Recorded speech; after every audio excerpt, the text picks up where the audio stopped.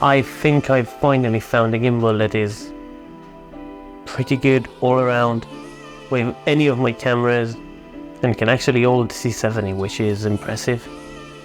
And the R3 as well, so yeah, let's get started. I have to be completely honest with you guys, I'm not necessarily a big gimbal guy. I don't like to shoot with gimbals, most of the time at least.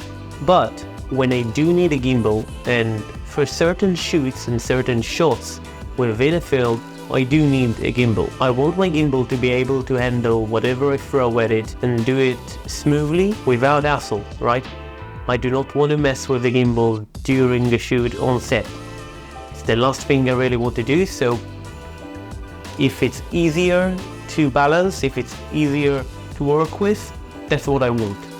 And I feel like this gimbal, the Zhiyun Crane 4, does that, and it does that at a very competitive price of $680 right now, I've checked, which is absolutely amazing. It's much cheaper than the DJI option. From what I've tested, it's even better in some departments. The biggest thing for me when I've tested the DJI gimbals is even if they could balance the C70 on top of them, they couldn't do it very smoothly, at least for my usage. I don't know why, but I feel like the C70 is a little too heavy and bulky for the majority of gimbal systems out there, at least the one-handed gimbals, right? But this one, the Zhiyun Crane 4, is actually tested for up to 6 kilograms, which is a lot, and I wouldn't be able to hold 6 kilograms of payload on top of the gimbal for a couple of hours, but it's actually good to know that it could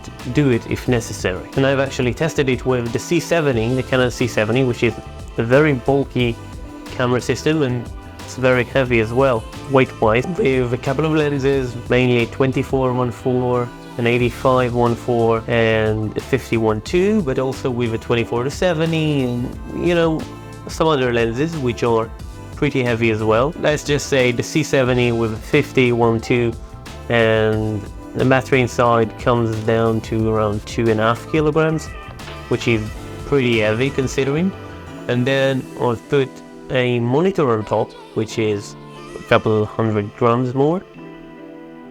And with the top handle and the microphone, whatever, I didn't need to do it to put that on a gimbal, but I did it to try the gimbal out and see whether or not it could actually hold it and be smooth. Yeah, it did. It did it in a very reasonable manner. It was very heavy, yes, but it was very smooth as well. So no problem with that. It has a light on every motor axis, and it basically lets you know if you're balanced correctly or not. It turns red when you're off balance, and it's blue when you're correctly balanced, and it's very helpful, and it saves me a little bit of time on set and when balancing and rebalancing the gimbal. So that's very welcome. The side handle is very useful. It takes off a little bit of the weight from my right hand, so it becomes a little more ergonomic.